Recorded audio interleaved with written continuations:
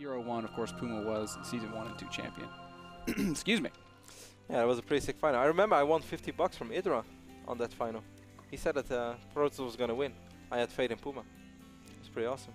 Puma is the man. That was back when his trademark 111 was still one of the most dominant builds in the scene. But he was actually in the process of transitioning away from that. He played some great StarCraft that weekend, I can remember. It's not just back then, but I remember, man, I always remember watching Puma versus Hazups. Now that's completely irrelevant to this series. But that was the first time when I really saw a Terran controlling Ghost in a way where I felt like, okay, so how exactly is Protoss going to have to engage his army? That was just fantastic. Since that day, Ben, I always got mad whenever people said that all that Puma could do was 1-on-1. Now what people often say as well, Ben, is that all that aLive does in the NASL regular season is 11-11 gate.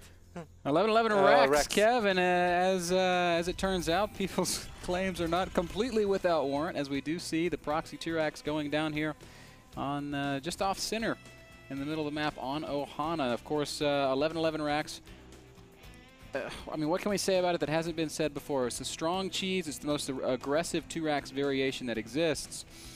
But Zergs have been dealing with it since the absolute release of StarCraft 2, since beta back in, well, I guess not back then, but because back then you could go barracks before Supply Depot. But it's been around forever, and good Zerg players like Rhett, have learned how to deal with it. Now he's getting the spawning pool on 16, which is a little bit late. Really flirting with danger. But Rhett should be able to recognize what's happening here. You know why, man?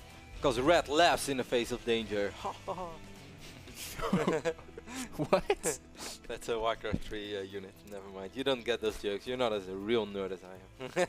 There's a Warcraft 3 unit called Rhett? No. There's a Warcraft 3 unit called the Bed Rider, and it always says, I laugh in the face of danger. Because you said he's flirting with danger. He's also a Dota 2 guy. Yes, but he's obviously originally a Warcraft 3 unit. Anyways, Ben, aLive is heading over to the natural of Red. Red is going to immediately do what you always tell people to do, Ben. And that is overpull drones. You can't afford to underreact in situations like this, and Red is not going to make that mistake. Right now he's just trying to buy time for his spawning pool to finish, for his queens to come out. It's going to be a little bit of a dangerous dance here, as those Marines are going to try to keep themselves safe from these drones, which are going to nearly surround. Nice control there by aLive, as his SCVs are going to tank a lot of that damage, and that's actually fantastic for aLive, as he will kill some drones for free. Rhett's first lings are popping out, though, and if that spine crawler can go up, he should be pretty safe. Yeah, wow, actually aLive pulled way more SCVs. Speaking of overpulling workers, aLive has pulled out absolutely all of the stops, and Rhett might be in a little bit of trouble here. He did lose a lot of drones in that initial defense. His spine crawler is complete. No queens on the map just yet.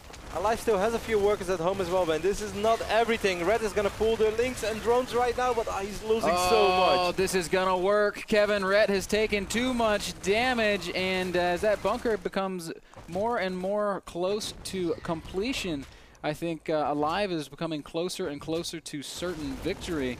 Single spine crawler cannot out-damage the rate at which those SCVs heal that bunker, so that bunker is going nowhere, Kev. You know where that bunker's going? Nowhere.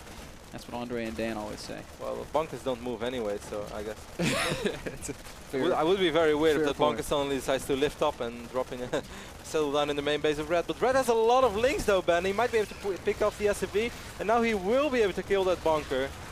Yeah, but he also lost all of his SCV links. is a huge deal, but like you said, the lings are gone. There's a ton of Marines here in the natural expansion of Red. 12 Marines against a queen, 4 lings, and 7 drones. Almost an impossible defense here.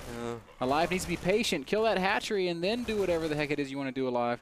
Don't overcommit. aLive still has so many SCVs in his main base right now. His economy is actually quite okay. With the mules from that, with the mule from that one orbital, picking up more and more links. This queen is going to fall as well. And Red, well, all that he has left is 10 supply. He calls GG. aLive takes a very quick victory on Ohana. Red said, G, that of course means goodness. That was a strong attack. And congratulations on your victory. aLive going up 1-0 in the series. You know, Ben, what I can't help to feel is that everybody who has seen aLive play over the course of the last 2 seasons in the NASL knows that as long as it's not the playoffs, it seems like aLive just always falls back to these kind of threats. Certainly in TVZ, now I would say against Protoss he plays a little bit more standard, and his TVTs, well, they often they often are based on one-based play as well, but certainly in TVZ, almost every single game we saw him 2-rexing, and why wouldn't you drop that spawning pool 2 drones quicker? Yeah, that's a good question, Kevin. But one thing I do want to point out is just the difference between a 2-racks from a good player and a 2-racks from a great player. It is a completely different kind of creature. And aLive really showed us a super powerful 11-11 racks there. So he does go up 1-0 over red. The game brought to you guys by Epson Projectors, the #1 projector brand worldwide, offering a full line of bright projectors with brilliant image quality. If you want to pick up an Epson projector today, you can head over to Epson.com and order yours. We're going to take a quick break. We'll be back with Ret versus aLive Game 2 after this.